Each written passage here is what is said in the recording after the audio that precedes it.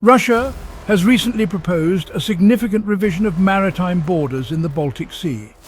This move has raised concerns among neighbouring countries and the international community. The proposal seeks to alter existing demarcations that have been in place for decades. It comes at a time of heightened tensions between Russia and the West. The proposal's details remain unclear, but its implications are potentially far-reaching. The Baltic Sea is a strategically important body of water. It is surrounded by several countries, including NATO members. Control over maritime borders in the region has significant economic and security implications. Russia's proposal has the potential to disrupt the existing balance of power in the Baltic Sea. This has led to anxiety and condemnation from neighbouring countries. Russia's proposal to redraw maritime borders in the Baltic Sea is not without historical context. The Kremlin has long invoked historical claims to justify its actions in the region. The Baltic Sea has been a site of geopolitical rivalry for centuries, with various powers vying for control. This history continues to shape Russia's strategic thinking and its approach to the region. The collapse of the Soviet Union in 1991 led to the emergence of newly independent states along the Baltic Sea. This significantly altered the geopolitical landscape of the region. Russia's borders shrank and its influence in the Baltic Sea diminished. The Kremlin has since sought to regain its lost influence. The recent proposal can be seen as part of this broader effort. Russia's proposal has sparked immediate concern among NATO members, particularly those bordering the Baltic Sea.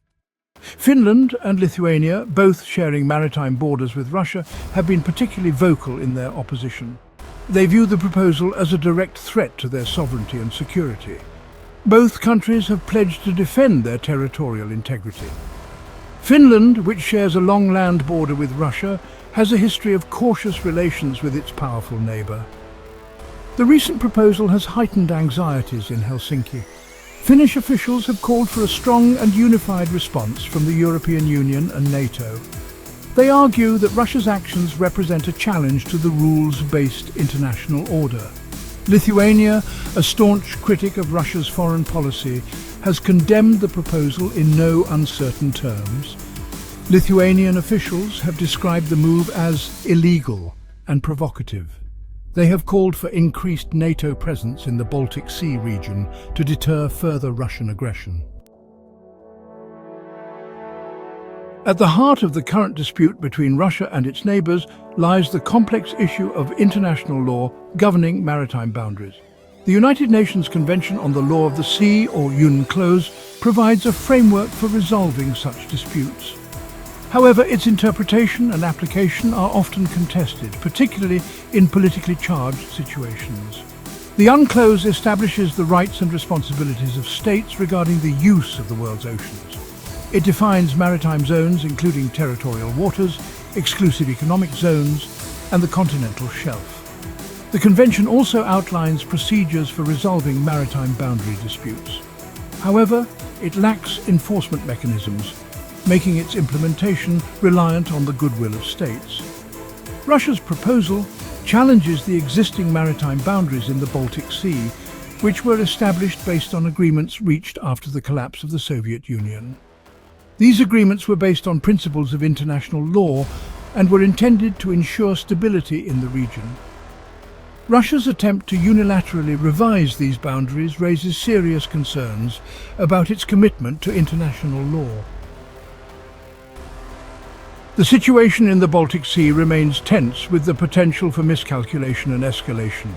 The international community is urging all parties to exercise restraint and seek a diplomatic solution. The stakes are high, as a conflict in the region would have far-reaching consequences. Dialogue and diplomacy are crucial to de-escalating the situation. Open communication channels between Russia and NATO members are essential for addressing concerns, clarifying intentions, and finding common ground. International mediation, potentially involving the United Nations or the Organization for Security and Cooperation in Europe, could help facilitate a peaceful resolution. Failure to resolve the dispute peacefully could have significant geopolitical and economic consequences. The Baltic Sea region could become increasingly militarized, with heightened naval activity and military exercises. This would increase the risk of accidents, misunderstandings, and unintended escalation. The economic impact of a conflict would be severe. The Baltic Sea is a vital trade route for many countries in the region. A conflict would disrupt shipping lanes, impacting trade and economic activity. It would also likely lead to sanctions and counter-sanctions, further damaging the economies of all involved. The international community must work together to prevent a dangerous escalation in the Baltic Sea. Diplomacy, dialogue, and a commitment to international law are essential for finding a peaceful solution.